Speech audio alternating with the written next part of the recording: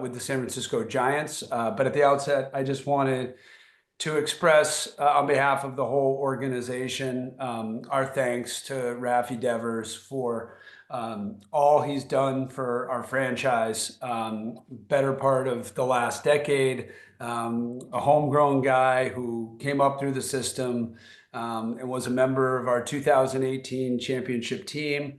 And we're forever grateful for his contributions across the organization. I want to let everyone know that obviously this decision was not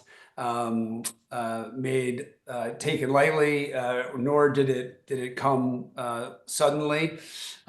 We obviously, over the last week or so, reached an inflection point, and as difficult as that inflection point was, as the hallmark of this organization, I guess, over the last 24 years, we acted boldly and decisively, and we came to the very difficult decision to make a deal that we think serves the best interests of the Boston Red Sox in the short term and in the long term.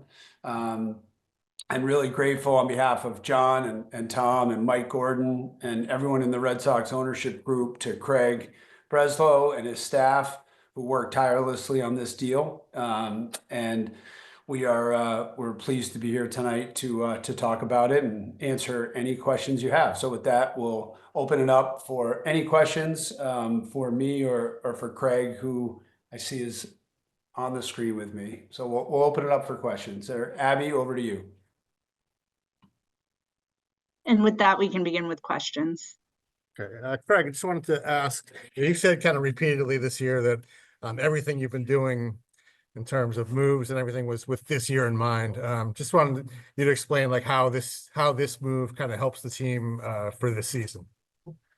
Yeah, it's a good question, and I understand why the initial reaction would be that it'd be tough to sit here and say when you move a player of Rafi's caliber, when you take that bat out of the lineup, how could I sit here and say that, we're a better team? And I acknowledge that, kind of on paper, we're not going to have the same lineup that, that we did, but this isn't about, the game that is played on paper. This is about the game that's played on the field, and ultimately about winning the most games that we can. And in order to do that, trying to put together the most functional and complete team that we can. And so, I think when you consider the flexibility, the ability to give some of the young players some run, the opportunity to maybe repackage some of the resources and fill some voids in the roster as early as, approaching this year's deadline, and being really intentional about the environment that we create for these young players to thrive in, then I do think that there is a real chance that at the end of the season, we're looking back and we've won more games than we otherwise would have. Greg, the Giants ended up assuming all of Rafi's remaining contractual obligations. How big a factor was that in pairing with them? And was there a mandate to unload as much, if not all, of his contract to facilitate a trade? Yeah, no, working backwards, there was no mandate. The mandate is to assemble the best team that we possibly could. And in order to do that, we needed to create a more functional roster, and give certain guys more playing time, be able to rotate through the DH spot, potentially match up there. And also, this is a roster that certainly has some needs, and we can talk about starting pitching and bullpen help, and we think that we addressed some of those in the return that we had in this deal. But additionally, I do think that it gives us some resources, like I said, as we head toward the deadline. Sam, you mentioned that you all reached an inflection point, and I'm curious, from your perspective, why didn't this situation with Rafi work out in just the second year of a $300 million deal? Yeah, thanks for that, Julian.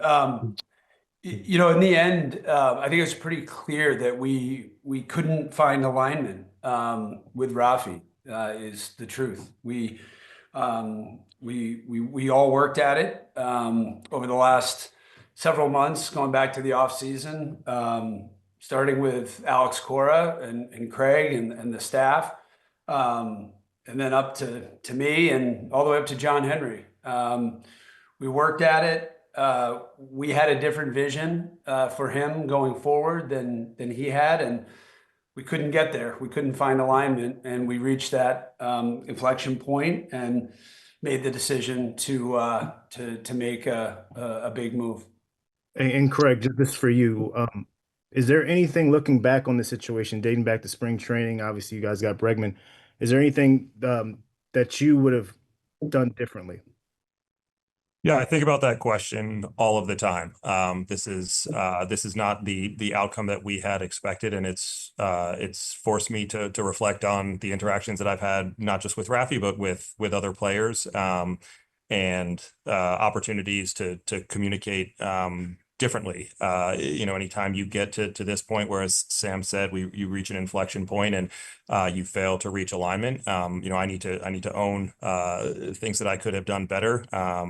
And I don't know if this outcome would have played out any differently. I think that there's a decent chance that it wouldn't have, but I absolutely need to have the humility to think back on the interactions and figure out what I could have done better. Question for Sam and maybe Craig, kind of following what Julian was asking. What if you could tell the fans a little bit, perhaps, of was it strictly the on the field, the position moves or what have you? Was it off the field? Was it leadership? What were some of the things that you were looking for from Rafi that prevented it, and were you worried that it would affect the team long term? Well, first of all, I want to express an understanding of empathy for anytime you see a star player leave the organization, especially the Red Sox organization, it's hard on fans. And Brez and I are in the privileged position to be in a spot where from time to time we have to make really hard calls and hard decisions. As is John Henry and Tom Werner and Mike Gordon and our ownership group. That goes with the territory. These decisions are on us. And so we understand that many fans may be feeling disappointment. And so we understand that. In terms of what was missing, it just was that alignment in terms of what we felt we needed from him that would be in the absolute best interest of the ball club. That's a non-starter for us. We have to have that. We couldn't get there, and as Brez said, maybe we need to look back at things we could have handled better. But it's definitely a two-way street, and we didn't get to the alignment that we needed in the best interest of the Boston Red Sox. So we made the decision that we made, and we're also excited about what's coming back. Brez and his team worked tirelessly to upgrade our pitching in this deal, and so appreciative of that. But that was Rochi. That was the main thing. Sam, this is Dan Shaughnessy for Sam and Craig. Would you guys characterize this as a baseball trade? Well, I'll start, Dan. Appreciate the question. It was a baseball trade because we did what we felt was in the best interest of the Red Sox on and off the field to win championships and to continue to ferociously and relentlessly pursue a culture that we want everyone in that clubhouse to embody. And doing everything in their power, night in and night out, to help the team. So yeah, it was a baseball trade without question. Brez, if you want to elaborate on that. Yeah, would just echo that, and obviously the quality of the return we're going to see how that plays out over the next several years. But we're absolutely excited about bringing Jordan Hicks, a dominant late inning reliever, into our mix, and Kyle Harrison, someone we think can pitch in the front half of a rotation. We've identified some development opportunities for him that we're going to work through, and then in James Tibbs, a first rounder from last year, an athletic profile, someone that makes great swing decision, and someone we think can excel in our PD infrastructure, and Jose Bayo, an exciting young arm. But again, we've talked a lot about for some reason this team, being an example where the whole was not greater than the sum of the parts, and being great teammates and sacrificing and stepping up for each other and embodying this shared vision. We believe that those are principles that we need to be faithful to. And so, at the end of the season, I think we could look back and say we've won more games than we otherwise would have because of the way that this roster is now able to come together. And one follow-up, if you would, was having the other team assume the entire balance of Rafael Devers' contract. Was that a condition of making a deal with the team? No. I can answer that. No. We were trying to improve the long and short term outlooks. We were trying to provide some additional roster flexibility, and we were trying to make the best baseball trade that we could. Sam, on Nesson last week, you said that you believed when Devers, or when you guys asked Devers to pick up a glove, he'd be ready. Did you believe that when you said it, or was that just trying to kind of make things publicly? Yeah, I think it's probably my own fault for being eternally optimistic. And so I believed it when I said it. I was sitting in the Nesson studio watching imagery of Rafi take ground balls. So yeah, I thought we'd ultimately get to a place of complete alignment, but we couldn't. So we did what we did. Hey, Sam, couple questions, Sam, for you and Brez. This is Steve Burton here. Hi, Steve. Hi, guys. Did Rafi actually request a trade? And when he found out the news and when the team found out the news, how'd they handle that? How'd they take that?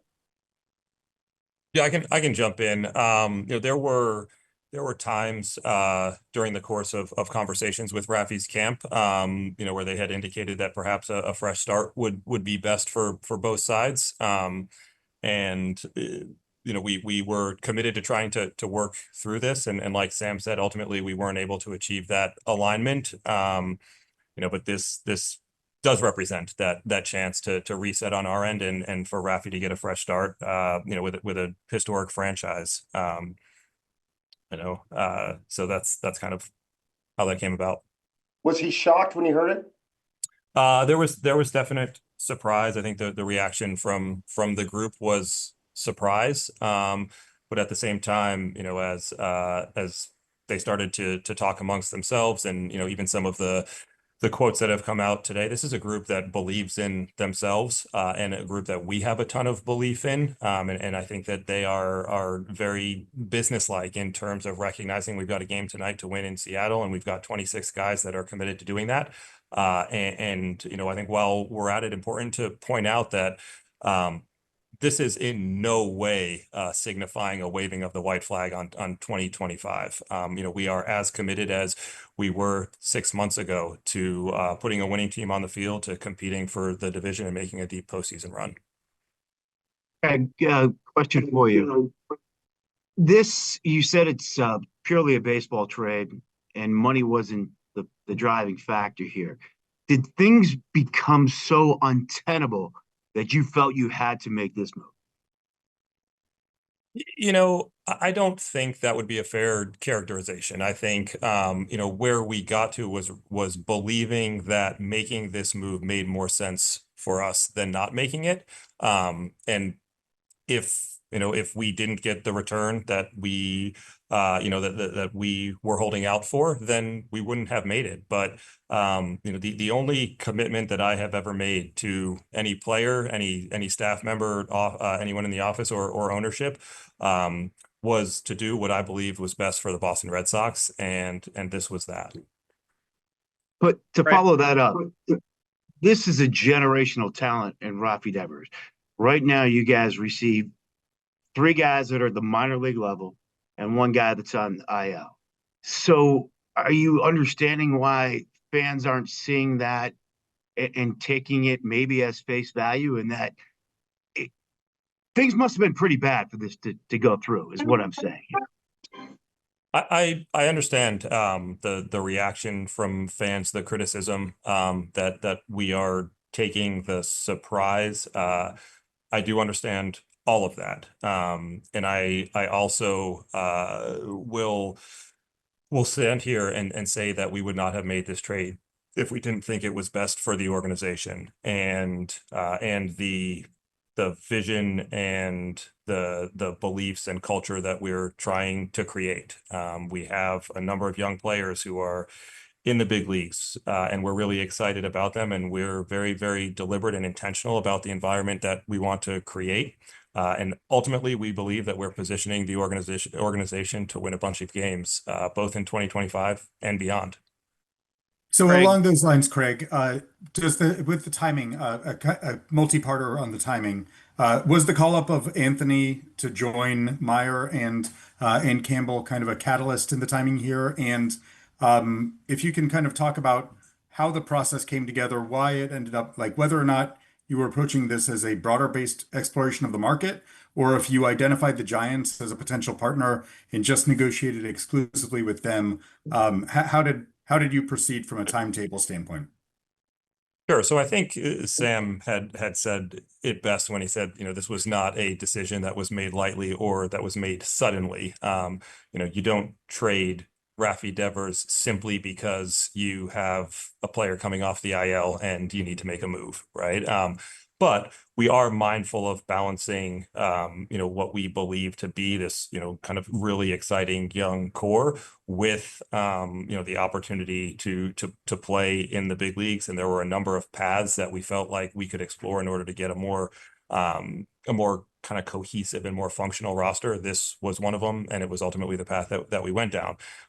Now, whether or not we negotiated with one team exclusively, I have seen some commentary that we didn't shop this deal, whatever that means, and I don't know that it makes a ton of sense to get into the kind of mechanics or strategy, but I do believe we had a thorough process and we had a good idea of what the market would or could look like, and this was a deal that we felt like made sense, and the reason that we executed it, as difficult as it was. One quick follow-up on that. Within that though, a lot of people think that the trade deadline or the offseason represent times when it's easier for a number of teams to bid against each other. Was it the case that that there were unique circumstances to right now that led to the deal being made now, and you felt like you really did need to kind of push the gas pedal, or did you just feel like this was in your market survey? Did you just think that this was going to be the best deal you were going to get?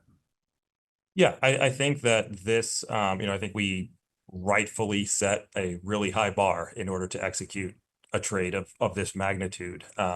And we did have conversations with other clubs. We got a sense for, the way that they might behave, whether it was today or a few weeks from now, and felt like this, it's not that this was the best deal that we could get, because the best deal that we could get may not necessarily be good enough to trade a player like Rafi Devers. But when you consider all of the factors here, this is the one that made sense. This is the path that we went down. And so we ended up where we did. Could you guys, for Sam and Craig, what happened in the meeting between John and Rafi in Kansas City, and what was the resolution out of that? Sorry, you had asked what was the meeting between John and Rafi? Yeah, I think that's what he asked. I can take a stab, Brez. Sure. That meeting was full of candor, openness, honesty, between both John and Rafi, and Brez has had many discussions with Rafi. I've had discussions with Rafi. AC's had discussions with Rafi that have been candid, honest, direct, and we just weren't able to get there on a shared vision for his role going forward. And it's okay. This sometimes happens in a long-term relationship, and we hopefully did the absolute best thing in the best interest of the Boston Red Sox, and in this case in Rafi Devers. And like I said, we really wish him well. But we've had lots of open discussions with our clubhouse every year since we've been here in a quarter of a century. perhaps this year more than even ever before, because there's such a commitment and a desire to get the most out of the 2025 Boston Red Sox. Sam, Sam, you guys, when it comes to you mentioned Rafi's role going forward and what the organization saw it as being. Could you specify what it is, whether it's a defensive position, whether it was leadership, whether it was interacting with media, whether it was sponsorship commitments through the team? What exactly did you see him doing that he was either unwilling or unable to fulfill? No, Bill, I think it's best to just leave it at we just didn't have the same shared vision for what was in the best interest of the team on the field. And this was a baseball deal as Brett's articulated. Hi, Sam. Hi, Craig. Matt McCarthy with the Sports Hub. Sam, as you just said that this was a baseball decision, and maybe this is a better question for you, given you've been here a little bit longer than Craig, but over the course of the last 5 years, you've traded an undeniable first ballot Hall of Famer in Mookie Betts, and now a player who might be building his own Hall of Fame resume in Rafael Devers. So I guess simply put, why does the organization keep doing this? And what are the organizational factors that have created an environment where the Boston Red Sox are, I guess, repeatedly trading away Hall of Fame talent? Thank you. Yeah, thanks, Matt. Understand the question. Each and every player decision is its own individual decision.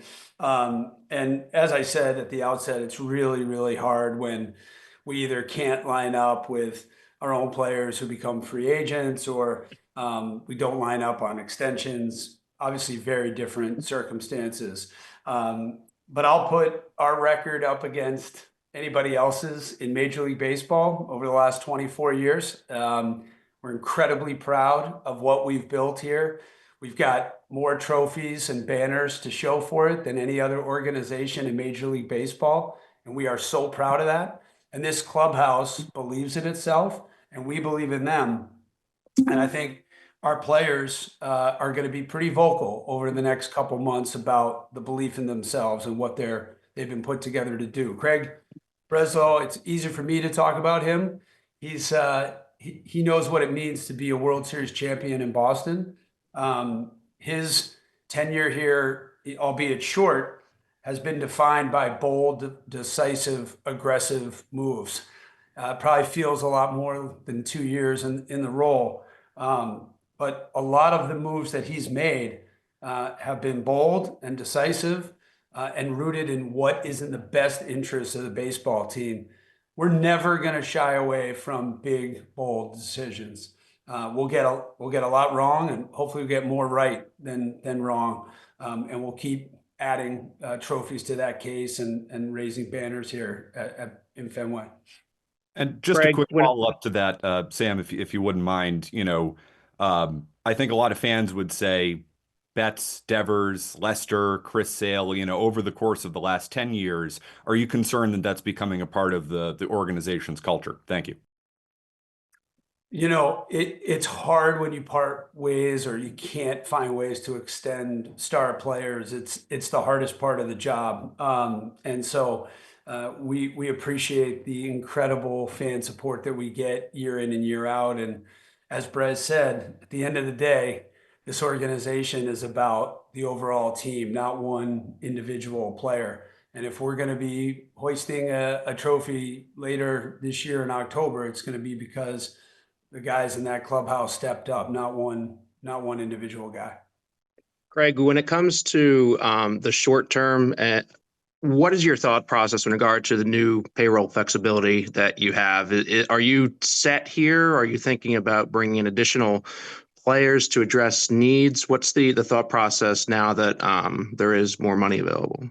Yeah, so I think, first with the roster in the short term, right, giving some more flexibility at the DH spot does allow us to rotate through, the 3 left-handed hitting outfielders as soon as Willie's back, plus Sedon, able to stay in center field where we've seen him play elite defense. Likely opens up some additional at bats for Moss as well as soon as he's healthy. And then we look at opportunities to improve our team every single day. And if we were having this conversation a week ago, we would be talking about starting pitching, and they've been really good the last 2 turns through, and we need to make sure that has some staying power. But starting pitching could be an opportunity for us to continue to upgrade.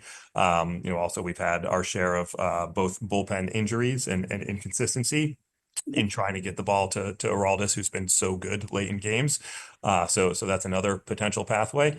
And then we need to start thinking about what does the long-term solution look like at say first base. And Tristan's rehab is going well, but it's going to be a long road there. So yeah, I think we're absolutely going to look at the best use of those resources and could put them to use as early as the 2025 trade deadline.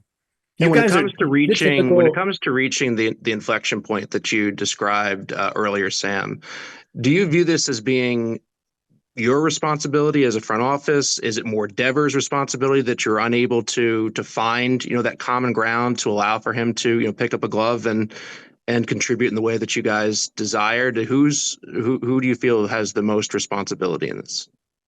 Well, it's a shared responsibility. I think you never want to be in this situation where you can't find alignment with someone you've got a long-term commitment to. But unfortunately we did. And look, I'm the CEO of this organization. So I have a huge amount of accountability, responsibility for everything that happens at Fenway Park. I know Brez feels a huge amount of accountability. But listen, there's blame to go around on all sides when you can't get to alignment on what's best for the team. We were the ones that made the decision to make the move. Obviously, that's our right as the organization, and we did that, and we'll be held accountable. And we're very confident in this group's ability to go forward and to be incredibly competitive. We've been disappointed. Let's be clear about that. We're not pleased with where we are. We all had much higher expectations for this group, but we have seen incredible life and energy the last week or so. We're excited about getting some guys back from injury, and we're really excited about the injection of youth and the team first attitude of that youth that's coming into the organization and the culture that's being built in this clubhouse. You guys talk about the inflection point here. If I can just jump in, just to follow up. Sorry, go ahead. Yep. Yeah, just to follow up on Sam's point there, just because I do think I also shoulder a significant responsibility here, and failing to reach that alignment, failing to find common ground, and I rethink each step along the way and question whether or not the approach that we had was the right one. It may not have changed the outcome, but I think not to go back and kind of be self-reflective and self-critical would be a missed opportunity to improve this the next time we're in a similar situation. You guys have talked about sort of the inflection point you've reached and the culture you want to have. And just relative to the timing of this deal, I mean, the team had won 5 in a row, 7 of 8. So what was the impact that you were seeing of Rafael's behavior on the team? Because at this particular juncture, it didn't seem to be affecting the team's performance on the field, which was as good as it had been all season. And so was this more something that was bothersome to the front office and ownership than it was actually impacting the team at this particular point? Yeah, I can jump in there. The timing was absolutely not great. And we don't always have the choice about when these things kind of reach the point of execution outside of we absolutely could have, walked away or said, we're not going to make this trade, but we do ultimately believe that it was best for the organization. And I don't think it's fair to say that, our performance was solely because of Rafi any more than to say, a number of these games that we've won over the first, couple months, have been because of the offensive contributions that he's made. But I do think, as we think about the identity and the culture and the environment that is created by great teams, there was something amiss here, and it was something that we needed to act decisively to course correct. And Craig, if I could just follow up with you on that, I mean, just so we just sort of have it on the record here. I mean, was this just about first base? Had you asked him after Alex's injury about moving to third? I believe it was a few weeks ago in Atlanta. You know, you were quoted as saying you guys hadn't asked him about third. So did you ask him about moving to third after Alex went down? Was that a consideration? And did he refuse that as well?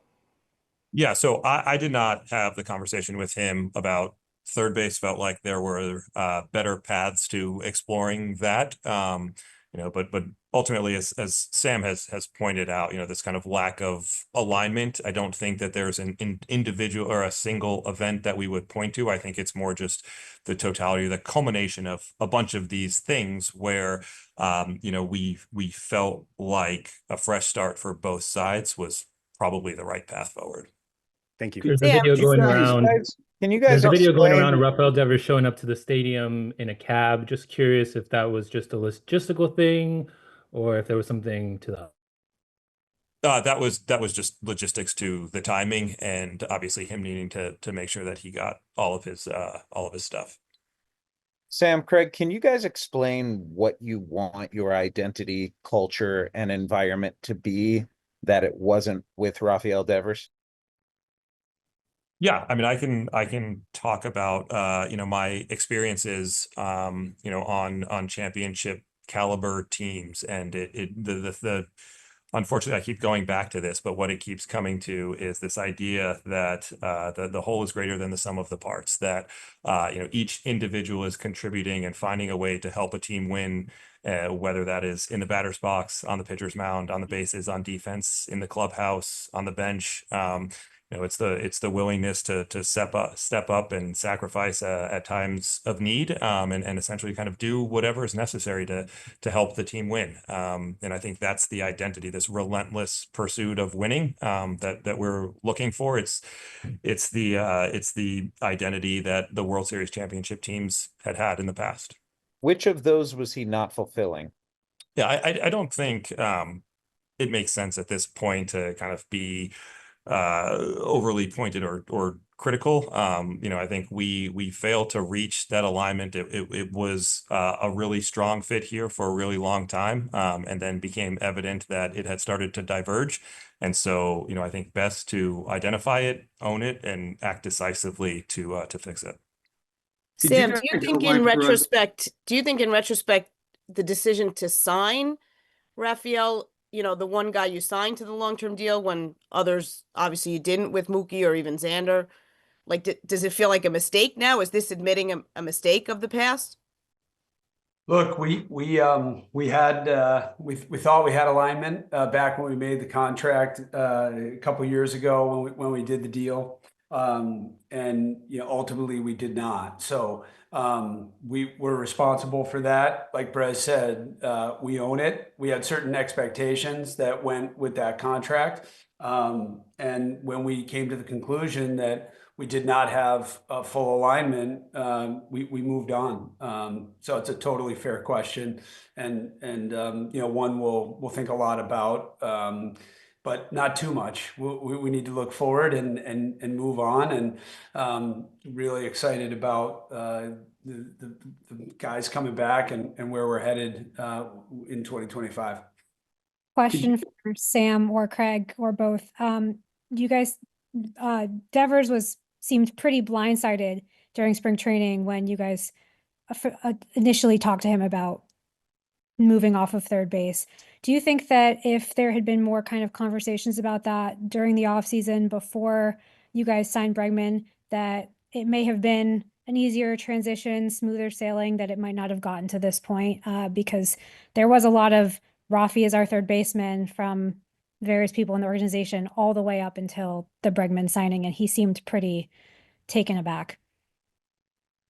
Yeah, Brez, you want to answer? Sure. That's one of the questions that I ask myself every day. And there is no blueprint for how to navigate this. It does seem easy at this point, given where we are today, to say that we mishandled that. And I think that would be a totally fair criticism. I also, to be totally candid in my head, kind of play out this, okay, so we have this conversation with Rafi, and he is resolute and adamant that third base is his position. And now we have a different type of problem on our hands, and so we try to operate with certainty and clarity, and sometimes baseball is so unpredictable that it's really difficult to do that until the very end. But I think to answer your question, I think about that all of the time. And if in a similar situation next time, my hope is that we are able to manage that in a way that it never reaches this point.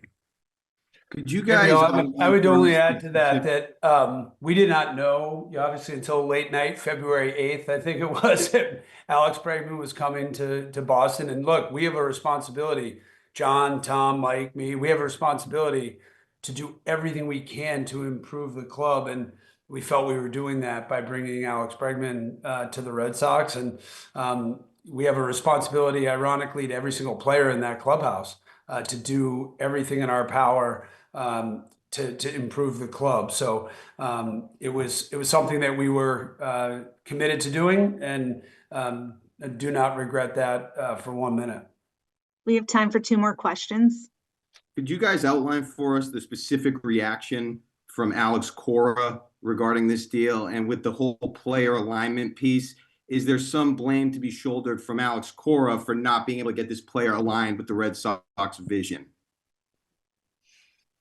Yeah, I can. I can walk through the reaction from Alex, and Alex and we're talking multiple times a day. So this was not something that came from nowhere. We had some conversations. I let him know of the progress, and his position is the one that we share, which is what we believe is best for the Boston Red Sox is the one that we should act on. And when he has insights to provide based on really having his hands on the pulse of the clubhouse and player reaction, he shares them, and that's really important information. But I think he also understood all of the dynamics here and what we were trying to build in the short term and the long term, and understood the direction. And ultimately, Alex is someone who puts the Red Sox organization first, and so he is behind this and supporting it.